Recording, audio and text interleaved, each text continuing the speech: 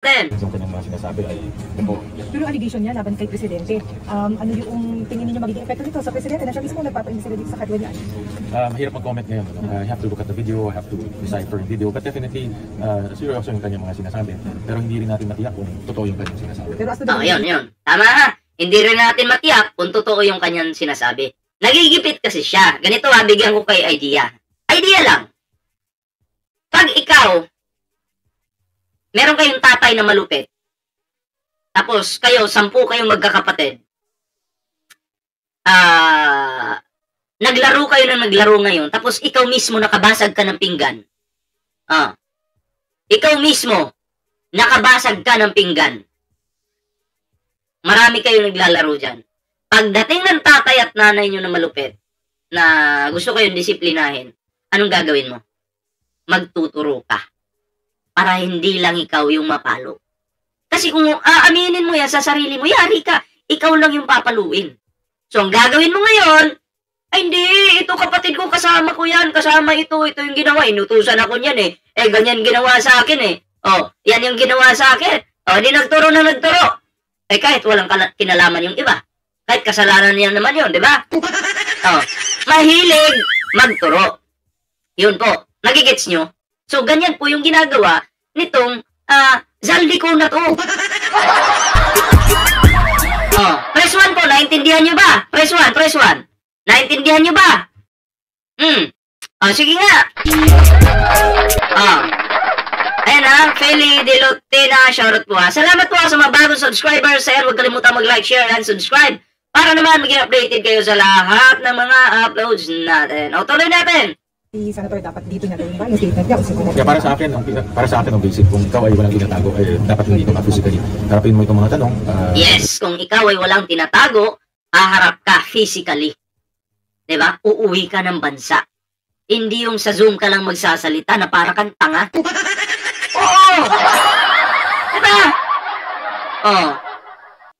Jakita natin to. Tuloy. Pumunta ka dito sa hearing at harapin mo yung mga akusasyon sa'yo, hindi yung nagtatago pa tapos gagawa ka ng video tapos gagawa mo yung sinasabi mo. I think yung physical presence, yan ang pinaka-importante na mag-indicate sa'yo. Ang problema, hindi po tinatakasan. Dapat po hinaharap ito para, masolusyonan. Diba, malinis yung pangalan mo. Kung talagang ikaw ay walang kasalanan, hindi ka po tatakas. Pero kung ikaw mismo, ikaw mismo tatakasan mo ito, sign of guilt yan. Ano daw sabi dito? Ipagtanggol mo ang magnanakaw. Ang ebidensya. Pataka ragag storya. Itong mga DDS talaga, mga walang utak eh. Bigyan natin ng jacket ng mga bisita natin. Wait lang.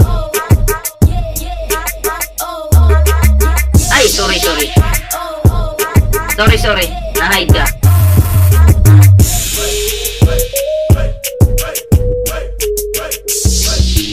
So, ayan na, may jacket ka na po. Hula. Ayan, meron ka na pong jacket. Klaro po yan ha. Meron ka ng mahiwagang jacket dyan. Marami agad naniniwala. Ayan ha. Ano sabi dito? Marami agad naniniwala dyan sa sinabi ni Zaldico. Alam nyo, dapat dun ka sa tamang foro magsalita. Hindi yung social media lang na yan. Okay. Sa Senado, sa Kongreso, dun ka magsalita. Dun mo yan patunayan. Hindi po sa social media. Kaya yung mga naniniwala po sa social media, ang tawag po dyan sa kanila, mga tanga. Pero ano yan kung yan talaga ay siya? So, marami pa kami nagsasabi rin na artificial intelligence. Ako personally, hindi ko pa nakita yung video. Tignan ko nga ngayon pag-access ko. So, marami pang katanungan eh. But definitely, kung ano man yung sinasabi niya, mabigat yung kanyang sinasabi. Kaya dapat talagang kilatisin mabuti yung kanyang sinasabi. At also yung legalidad ng kanyang sinasabi dahil nasa abroad siya. Hindi natin alam kung legal ba yung kanyang ginagawa or meron magkaharap pa yung embassy. So maraming ganyan mga. Pero what does that make about the fight against corruption? Kung sinasabi niya mismo si Kang Lutoy nagpa-insert ng 100 billion pesos. I don't want to comment on that dahil first of all, yung mga like I said, hindi natin alam kung ito. Ano kaya ito mga pre? Di ba si Zaldico nadidikdik ngayon? Tapos malapit na yung 2028. So, ito yung theory ko dyan. Si Zaldico hindi magpapakita yan. Magtatago yan na magtatago sa 2028. Malay ba natin si Zaldico? May kaugnayan na naman sa mga Duterte. Malay ba natin si Saldico pinangakuan na naman ang kampo ng mga Duterte? O, galingan mo, sirain mo yung yung administrasyon. Pag ako yung nanalo sa 2028, absuelto ka. Oh. Kasi 2 taon na lang ang pagtitiis ni Saldico. Malay ba natin kung gano'n, di ba? Ano sa tingin nyo? Yan ay ano ko lamang yan. Theory ko lamang yan. Okay? Yun yung pananaw ko in the future. Or baka nga, meron na silang usapan ng mga makadutae na, sige na, banatan mo na yan. Laglag mo na yan. Sirahan mo na yan. Ha? At ako nang bahala sa'yo sa 2028. Oh, malay mo may ganun. Ano sa tingin nyo? Oh. Diba? Oh, tuloy natin to. Kung yung sinasabi niya, I really don't know. I have to see the video and have to analyze it. Too early to say kung ano yung mga sinasabi. Pero naging part na parang dito ay, di ba, totoo kaya binito mga kung meron ganung insertion na yes, alam ko marami rin binito si Presidente at that time, almost 100, if I'm not mistaken yung naalala ko 160 billion plus. So, I have to check that again. Kaya nga, ito lahat dapat tignan in the entire context. Hindi lang pwede yung sinasabi ng but also yung mga nangyari sa BICAM at nangyari nung last budget year. So, so bilang chairman ng Finance Committee, titingnan ninyo, i-verify niyo yung sinasabi niya na insertion, kung totoo na nagkaroon ng insertion na ganung amount sa 2025 budget. Well, hindi ko tinignan yung mga huling budget. No? Tinignan ko lang yung mga amount sa iba-ibang sector.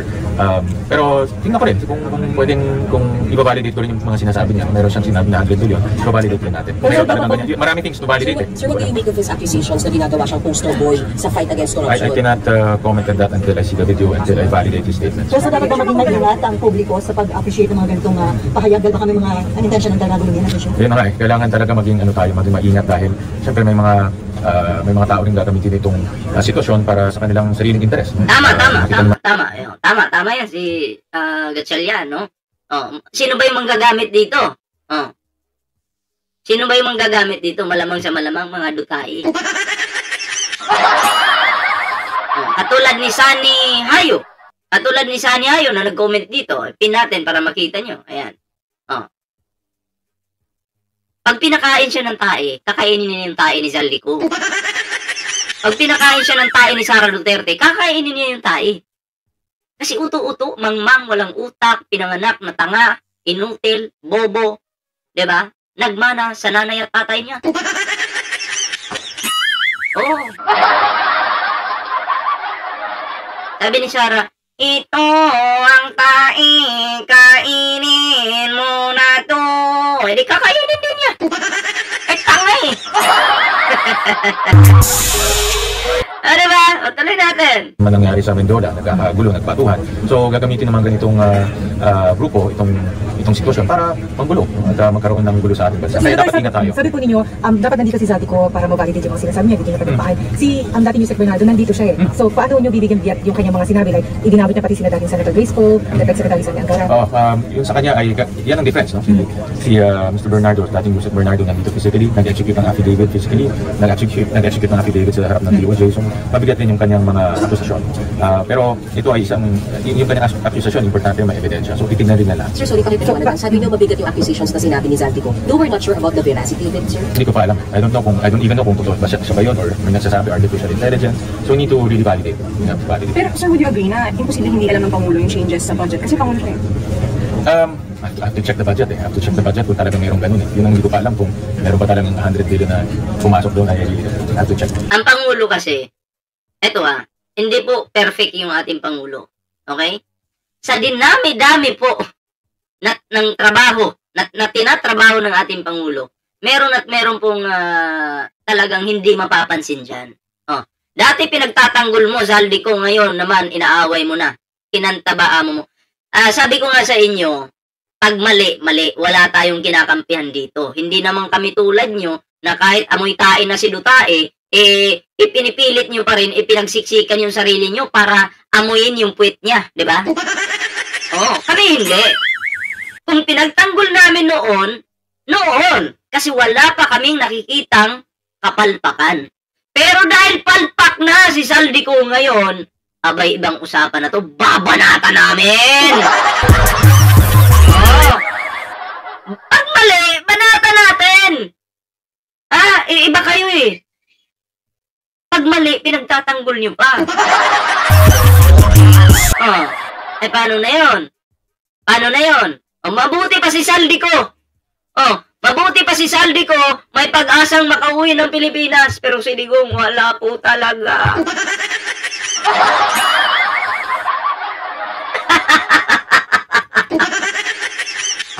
Si Saldi ko, pwedeng umuwi ng Pilipinas. Oo. Pero, si Digong, meron ba? Walang pag-asa. Sorry. Sir, but the encouragement po kay Saldico is humarap na lang, pumunta Yun ang aking suggestion sa kanya, pumunta na lang siya dito dahil yung kanyang medical certificate hindi naman valid, January pa yun. So wala naman siyang dahilan bakit hindi pumunta dito. Hindi ba sa pagsasalita niya, hindi kaya makakayanig sa Well, pumunta siya dito. Kung talagang paninindigan niya yung kanyang sasabihin, pumunta siya Sir, dito. via Zoom, hindi nyo... Hindi ako papayag Zoom. But at least you can ask him Because that's a bad picture. By Zoom, di talaga maganda. Dapat personal.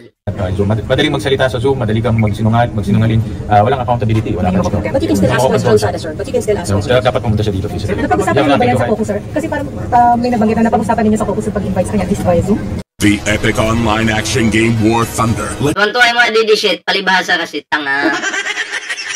Usapan naman, and most members, almost all members talagang suggestion dito pumunta. Okay. Pero yung sa Pinas, sir, sa next hearing pa, hindi today. Yes. Depende conditional, no? Dahil pag-uusapan pa natin kung itutuloy o hindi itutuloy itong Blue Ribbon. Sa PINA is for him to attend the next hearing. Kung by next year, kaya sinabi ko conditional. Pag sa PINA will be issued.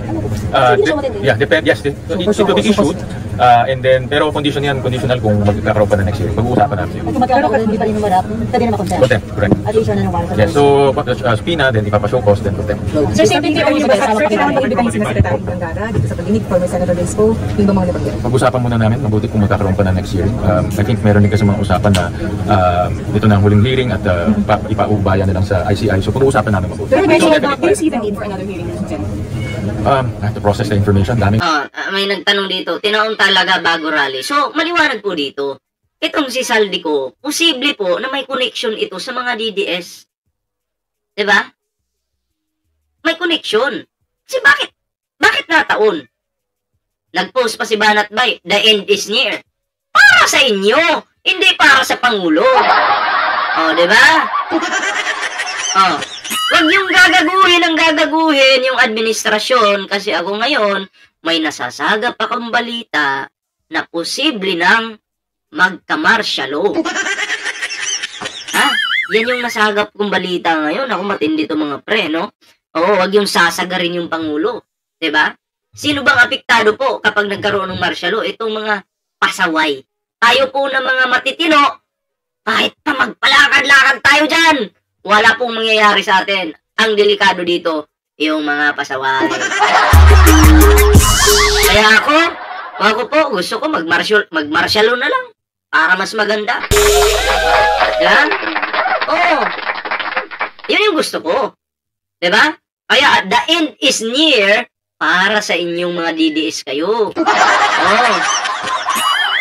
information today. Have But why do you to think it's analyze. possible to end the hearing today? You think it's complete na, sir? Hindi naman po kasi agad-agad na magmamartial law agad, gano'n. Dapat may dahilan kung bakit magmamartial law. Okay? Hindi naman agad na ganito pa ka-peaceful yung nangyayari ngayon, martial law agad. Hindi po pwede. Kawawa po ang ating Pangulo dyan. Okay? Pero, kung talagang ang mga DDS, manggugulo na talaga, papasukin na yung hindi dapat pasukin, baka, posibleng mangyari yun. Kaya, the end is near, tama si Banat Bay. Para sa kanila yun. The information that we have I have to process the information. Ang daming information, sabay-sabay yung lumabas so I have to really process it. Okay, It's too early to make credible ba any sir si comment. Lisek Bernardo? Credible ba siya? Well, para sa akin, the mere fact na nandito siya, that's a sign of good faith. So, that's a good step.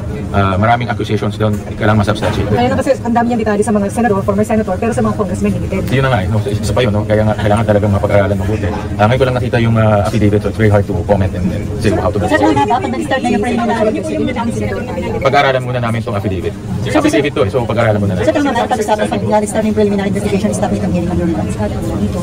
Pag-uusapan namin. Sabi ni Louie lang malakas, nang gagalayti ka na. Siyempre, paldo-paldo yung kita ko dito kay YouTube eh. Manggagalayti talaga ako. O, sahura na naman next month. Sa 27 ba? 25? Sahura na naman. O, paldo-paldo. Kaya nanggagalayti ako. Kaya nakakasawa ng sumahod ng paldo-paldo. Ayoko na! Ayoko na talaga! Ayoko na! Tuloy! Hindi pa namin na pag-usapan mabuti. Kasi all of this came out today lang. So, pag-usapan muna namin. Sir, kayo Marlon. Tingnan ko muna. Panoodin ko muna yung video. Hindi ko pa nakikita yung video. Andito ako sa hearing. So, panoodin ko muna yung video. Sir, same thing or ligot sa lasa. Now, kantahin ko lang yung sinabi ni Michael. And now, in this year. Yun lang. Hindi ko naman alam yung kanta eh. Dalay.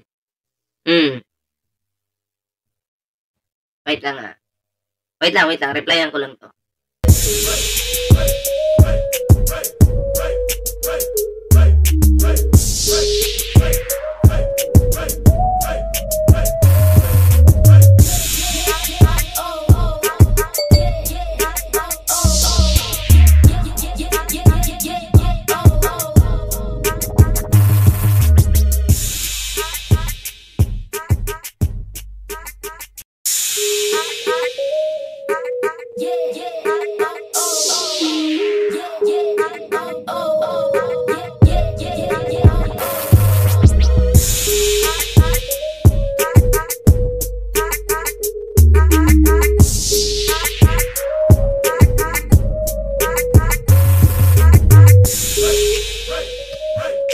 Okay, tuloy natin. Alam ko na magpakita namin po. Yan ang maganda kasi nagbigat rin ng mga accusations niya eh. Pinalanganan niya si speaker at iba pa. So, mas maganda pumunta Is siya. there a reason to be worried about his whereabouts? Bigla lang siya. I don't know where he is.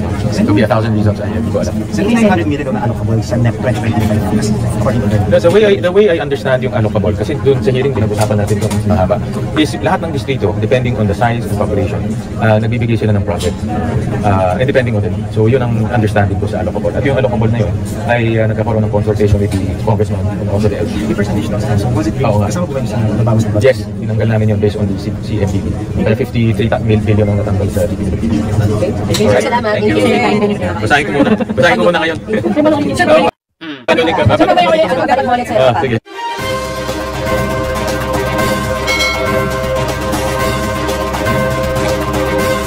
So ayan maliwanag na dapat si Saldi ko umuwi talaga. Hindi yung pwedeng zoom lang, ha?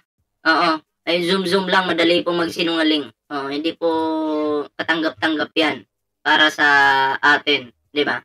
Hindi po pwede 'yan. Kasi madali pong magsinungaling sa Zoom. Pwede ngang nagzo-zoom ka tapos naglulo ka diyan. Pwede mong gawin 'yan. Untindinig!